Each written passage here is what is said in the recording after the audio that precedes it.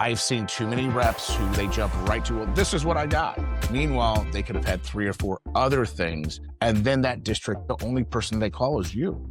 Hey, welcome to the Alchemy K12 podcast. I'm Clare Hollenbeck. And I'm Claire Harrison. And today we're here with Jason Venturi, all around great sales expert, been around. Also, he's a Jedi, and we'll find out in many different ways why he Jedis the K12 sales process. So, Jason, great to see you. Well, to Claire and Claire, may the force be with you both, as I will walk through as many Jedi skills as I can, Claire. Yes, I am a Star Wars. Every team that I've ever managed over, they know that I'm a Star Wars guy. But you do have a Star Wars guitar. And I do. We can't see that on the wall, but we can, listen, hear about it. Yeah, it's my white one. It's only 150 of them were made. It's weird because when you have 2 hobbies, I'm a guitarist on the side, and then I love Star Wars. And when you bring them 2 together, your head could just explode. So that's what happened. It's on the wall. I've actually played some shows with it. It plays pretty decent, but it's more just the whole fun of things. Hey, so let me ask you, when you are meeting with folks, customers, et cetera, does being a musician ever come up? Like for me, when I get a connection, because I'm a musician with other folks who are a musician, we connect on this level, which is really helpful to the relationship, because we have something outside of just the main thing we're talking about. How about you? Well, for me, music is what brings us together. It always does. It creates peace when there's toughness, and I still play out. But when I'm with a customer, anytime I could talk about myself, just trying to humanize myself is always a key. So Claire, as soon as I have a chance to talk about my guitar playing, and being a cool dad rock guy or whatever, I try to not to avoid, Claire, the actual topic we're doing. Those are just icebreakers, and using yourself as an icebreaker is a good thing. Your skills and your passion, people like to see humanistic people, and that's kind of what I do. One thing we want to talk about in this session is the discovery meeting and prepping for the discovery meeting and a whole bunch. Can you walk us through your process? So there's a lot of prep work has to happen because though we know that the process is systematic, once you're in the door, there's a systematic approach. But getting in the door, you have to be ready to have your A game. You just do. Do know that I've always believed that you should be about 5 to 7 people deep within a district. So as you're looking up a director, make sure you're taking the time, because you're already on the webpage. Look at the other ones, because you're going to talk to them and they're going to maybe help them make a decision. The second thing that's very important is to really look and analyze your data. It's more important than ever. And this is where what you guys do for schools, for reps, is critical, because it's accurate information. It gives reps credibility immediately, especially if they're a brand new rep. They can look at your page and it will help them, and it will guide them what their initiatives are, what they need to spend their money on. These are things that will gain credibility and really keep their first meeting, because that's what we're talking about, is our first meeting, focused and earning credibility that will eventually lead to long-term trust. What I need to bring in is my ears in that first meeting. I have to use the tricks to get in. I have to be ready with the tools that you guys offer, but I have to be ready to listen to their needs. This is where systematic approaches, when I say, hey, we're having a meeting, and I don't have a follow-up meeting, it makes 0 sense. This meeting is going to last 15 to 30 minutes. I want this meeting to be a discovery meeting on what you guys are needing. I've seen too many reps who they jump right to, well, this is what I got. Meanwhile, they could have had 3 or 4 other things. And then that district, the only person they call is you. Make sure to listen in that meeting, take notes, but realize that meeting, not saying it's your last meeting, but those people are so busy that in that meeting, make sure you have it. Your 5 seconds data that we've collected from you guys may be just that edge that gets us that second meeting. Then we can start talking about solution selling it will help them. I've always believed that being an honest rep, saying, hey, right now, this product we have would probably be great for your needs. This one, I don't see you guys having to have this.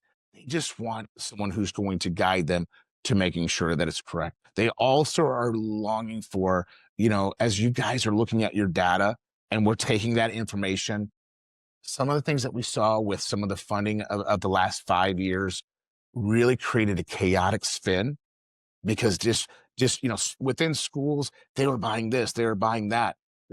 The districts couldn't even look at their data to figure out what visions they need.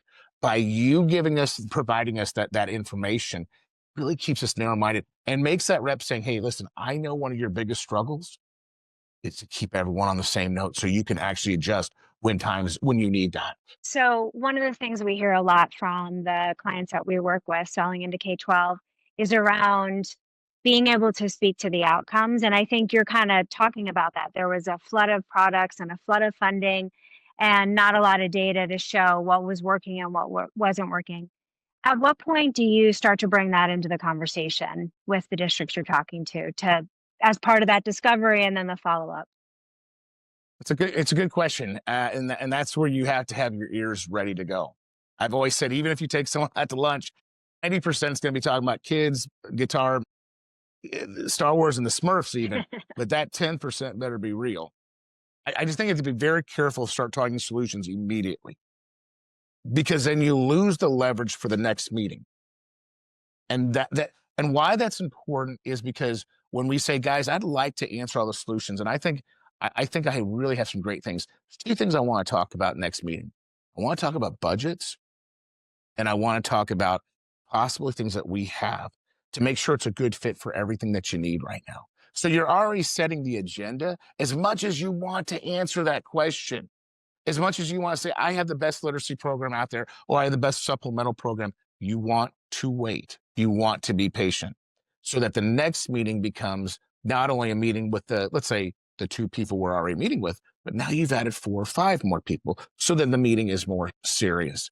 Outcomes now, and I would tell this to any of my reps that are brand new. If this is a district that has been so hard to get into and they have a hard time opening that door, even myself sometimes will throw something out if I really, really know there's interest. But I don't try to get into weeds at that point. I say, let's have another discussion about this. It's that important. I think it's that important for you guys to really take a look at this. And in 5 minutes, I'm not going to be able to do it justice. Right. And so you have a systematic way that you go through things. Has has the availability of more intelligence changed the game from earlier? I have another friend of ours worked at enterprise as well as really small companies, and he says, it used to be that you would go in and it would be more open ended. And now you need to get to a solution sooner. So it's not like you're giving them the answer sooner, but you need to be able to have this sense so that because there are going to be fewer meetings available. Are there the same number of meetings available as there used to be, do you think? As long as the meeting has value, there will be meetings. Okay. As long as you have not made it so, hey, I need 2 hours of your time when they only have 10 minutes. Yeah. It Right. doesn't hurt to say, listen, can you give me 15 minutes? And hey, after 10 minutes, if you feel like this meeting is not good for you or it's going a different direction, let's can it. Remember, every time I'm in there is a new opportunity with a new administration in that district. So the more systematic I have, let's say I have in my mind a 4 touch point system. Now, I will say publishing world is a longer dragged out, supplemental is shorter. It's about a 5 to 6 week window. With publishing, it's really a 9-month window where you're really working it that way. But when I want to meet with these people, I have to make sure as I am building on, let's say, week 3, I now have gotten Title One. I have now have special needs involved. I have now paralleled the math person who, because I've been working with this literacy and I'm building a relationship. I agree with you, Claire. Our time is shorter. It is. So Jason, to kind of summarize back on discovery, your goals mainly are to you're trying to get the next meeting. You're listening, you are taking away that what they care about, what's important, but more importantly, you're building that relationship, you're building that trust. so that you're not thrusting upon them your solution right away. It takes time.